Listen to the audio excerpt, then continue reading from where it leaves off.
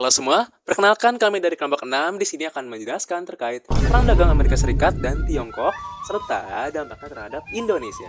Sebelumnya perkenalkan, aku Sidki Kausar Kamil di sini akan mereview kira-kira apa sih yang sedang terjadi.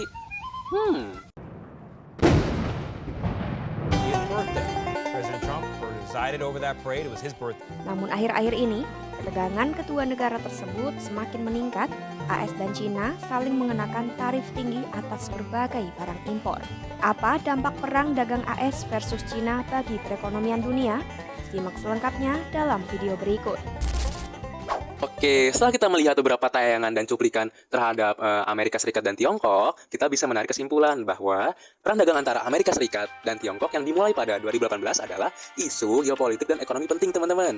Konflik ini yang awalnya hanya seputar tarif impor, meluas ke sektor teknologi, investasi, dan pengaruh geopolitik, teman-teman. Sebagai dua ekonomi terbesar di dunia, dinamika hubungan mereka berdampak luas, termasuk ke negara kita. Sebagai ekonomi terbuka yang bergantung pada perdagangan internasional, Indonesia sangat terdampak oleh ketegangan AS Tiongkok, teman-teman. Posisi strategisnya dalam rantai pasok global dan keterikatannya dengan AS dan Tiongkok sebagai mitra dagang dan sumber investasi membuat ekonomi domestik kita sangat rentan, teman-teman. Dampaknya beragam, mulai dari perubahan pola perdagangan dan investasi, fluktuasi harga komoditas, dan hingga disrupsi industri, teman-teman. Jadi banyak nih dampaknya. Memahami dampak spesifik perang dagang ini terhadap ekonomi Indonesia, termasuk neraca perdagangan, arus investasi asing langsung, stabilitas nilai tukar, serta pertumbuhan ekonomi dan ketenagakerjaan, tetap sangat penting kita pertahankan, teman-teman. Oke, setelah kita mengetahui apa yang telah terjadi antara Amerika Serikat serta Tiongkok, nah, teman-teman juga harus tahu nih, kayak perdagangan itu apa sih? Perdagangan didefinisikan sebagai pertukaran barang dan jasa atau uang yang saling menguntungkan atau memberikan manfaat dan didasarkan atas kehendak sukarela dari masing-masing pihak. Sedangkan perdagangan internasional dapat didefinisikan sebagai transaksi bisnis antara pihak-pihak dari lebih daripada satu negara. Nah, transaksi bisnis ini contohnya adalah ekspor produk dari suatu negara ke negara lain, investasi pembangunan pabrik di negara asing, pembelian bahan baku dari luar negeri, dan memproduksi salah satu bagian produk di luar negeri dan merakitnya di dalam negeri, teman-teman. Jadi banyaklah contohnya. Oke, nah setelah kita mengetahui apa sih perdagangan itu, nah teman-teman saya akan menjelaskan terkait dampak-dampaknya itu sendiri, teman-teman. Jadi ditonton sampai habis ya, teman-teman. Kalau dari penjelasan Sidki sebelumnya, kita udah mengerti tentang konsep dari trade war. Nah, sekarang kita bakal masuk ke konflik ekonomi terbesar abad ini, yaitu perang dagang antara Amerika dan Tiongkok. Perang dagang antara US dan Tiongkok mulai meledak pada tahun 2018 pas Donald Trump naikin tarif dari 818 barang dari Cina senilai US 34 miliar dolar. Trump nuduh Tiongkok nyolong teknologi, maksa transfer teknologi, dan kasih subsidi besar buat industrinya, terutama untuk program ambisius Made in China 2025. Targetnya jadi penguasa global di sektor teknologi tinggi kayak AI, semikonduktor, robotika, dan lainnya. Sebagai respon, China langsung balas dengan tarif 25% ke 545 barang AS senilai yang sama US 34 miliar. Barang-barangnya termasuk kedelai, mobil, dan chip komputer. Lalu disusul daftar tambahan sampai total 659 komoditas AS senilai US 50 miliar. Di Januari 2020 mereka bikin Phase 1 Trade Deal. Nah, Cina ini janji beli produk AS senilai US 200 miliar dalam 2 tahun dan AS setuju nurunin sebagai tarif. Tapi sayangnya realisasi cuma 57% aja. Alasannya COVID-19, permintaan dalam negeri Cina turun dan hambatan struktural lain. Para analisis bahkan nyebut kesepakatan ini gagal total karena isu utama kayak subsidi industri dan transfer teknologi belum terselesaikan. Masuk ke 2023 sampai 2024, perang dagang udah berubah arah. Bukan lagi soal tarif, tetapi soal persaingan teknologi dan sumber daya strategis. AS makin ketat. Desember 2024, 140 perusahaan Cina masuk daftar hitam. AS juga larang ekspor 24 jenis alat pembuatan chip termasuk software penting kayak HBM. Bahkan lewat aturan Foreign Direct Product Rule, negara kayak Jepang dan Belanda dilarang ekspor alat chip ke Cina. Cina balas, mereka larang ekspor mineral penting kayak gallium, germanium, dan antimonium, bahan krusial buat industri semikonduktor.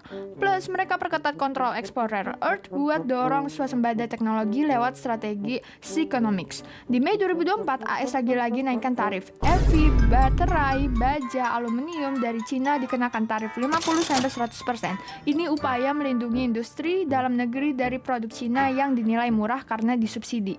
Indonesia jadi pihak ketiga yang kena imbas dan dapat peluang sekaligus. Tekanannya datang dari gangguan rantai pasok global dan penurunan harga komoditas.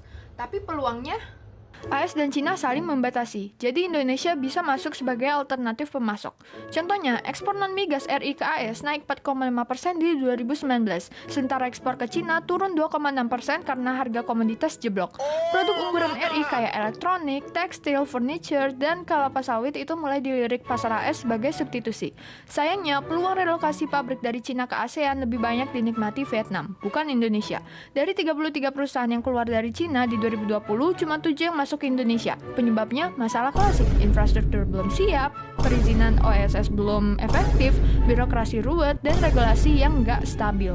Selanjutnya ada analisis data ekspor-impor Indonesia ke Amerika Serikat dan Tiongkok. Perang dagang antara Amerika Serikat dan Tiongkok telah memberikan dampak nyata terhadap pola perdagangan internasional, termasuk pada kinerja ekspor dan impor Indonesia ke kedua negara tersebut. Berdasarkan grafik tren ekspor-impor yang ditampilkan di sini, terlihat bahwa ekspor Indonesia ke Amerika Serikat mengalami peningkatan stabil dari tahun ke tahun sejak tahun 2018. Komoditas seperti tekstil, karet, alas kaki, dan furnitur menjadi penyumbang utama dari peningkatan ini. Kenaikan ini terjadi karena Amerika Serikat mulai mencari sumber pasokan alternatif di luar Tiongkok akibat pemberlakuan tarif yang tinggi. Sebaliknya, ekspor ke Tiongkok menunjukkan perlambatan pada periode 2018 sampai 2020, terutama disebabkan oleh penurunan harga komoditas dan pelemahan permintaan domestik Tiongkok, sebagaimana tergambar dalam grafik. Sementara itu, dari sisi impor, grafik menunjukkan bahwa impor Indonesia dari Tiongkok tetap mendominasi dengan tren kenaikan yang konsisten. Hal ini menunjukkan ketergantungan Indonesia yang masih tinggi terhadap produk-produk Tiongkok. Selanjutnya, kami akan membahas dampak terhadap investasi asing langsung atau FDI. Salah satu ekspektasi besar dari dampak perang dagang adalah relokasi industri dari Tiongkok ke negara-negara ASEAN, termasuk Indonesia. Namun grafik perbandingan FDI Indonesia dan Vietnam memperlihatkan bahwa aliran investasi jauh lebih besar mengarah ke Vietnam dibandingkan ke Indonesia.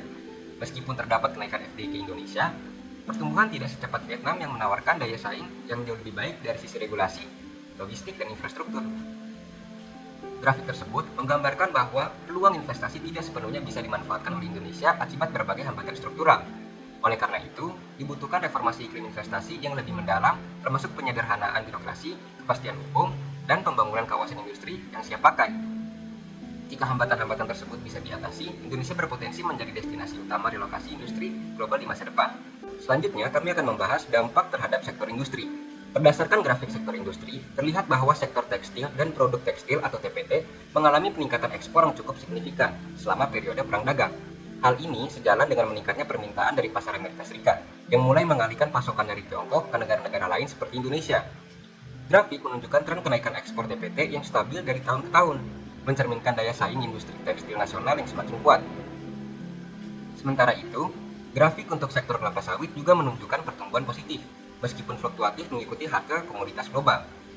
Sektor elektronik menunjukkan pertumbuhan yang lebih lambat, dan dalam grafik terlihat lebih datar, mencerminkan tantangan dalam rantai pasok yang masih bergantung pada impor komponen dari Tiongkok.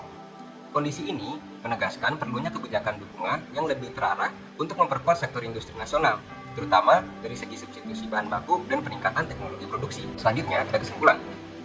Perang dagang antara Amerika Serikat dan Tiongkok sejak tahun 2018 telah menciptakan dampak luas bagi perekonomian global, termasuk untuk Indonesia juga. Sebagai negara dengan keterkaitan erat dalam rantai pasok global dan mitra dagang kedua negara, Indonesia menghadapi tantangan sekaligus peluang. Konflik ini memicu disrupsi perdagangan dan investasi, fluktuasi harga komoditas, tekanan nilai tukar, serta perlambatan pertumbuhan ekspor dan ekonomi nasional. Namun, di sisi lain, Indonesia juga memperoleh peluang ekspor dari substitusi barang, serta peran strategis sebagai mitra netral dalam peta geopolitik. Secara umum, dampak perang dagang ini memperlihatkan pentingnya kesiapan struktural dan kebijakan ekonomi nasional dalam merespons dinamika global. Nah, selanjutnya di sini kita punya rekomendasi kebijakan fiskal dan moneter untuk menghadapi perang dagang ini. Pertama, diversifikasi mitra dagang. Kedua, harmonisasi bea masuk. Ketiga, pelonggaran moneter terarah. Keempat, perkuat lembaga pembiayaan ekspor. Perang dagang antara Amerika Serikat dan Tiongkok itu bukan cuma perang ekonomi biasa. Ini juga tentang perebutan kekuatan teknologi, lalu ada perebutan sumber daya alam yang strategis. Perang dagang Amerika Serikat dan Tiongkok itu dampaknya luas banget, sampai Indonesia tuh kerasa. Tetapi dengan strategi dan kebijakan yang tepat, kita bisa mengubah tantangan ini menjadi peluang. Sekian dari kelompok makroekonomi, tugas PBL makroekonomi kami. Kurang lebihnya mohon maaf. Wassalamualaikum warahmatullahi wabarakatuh.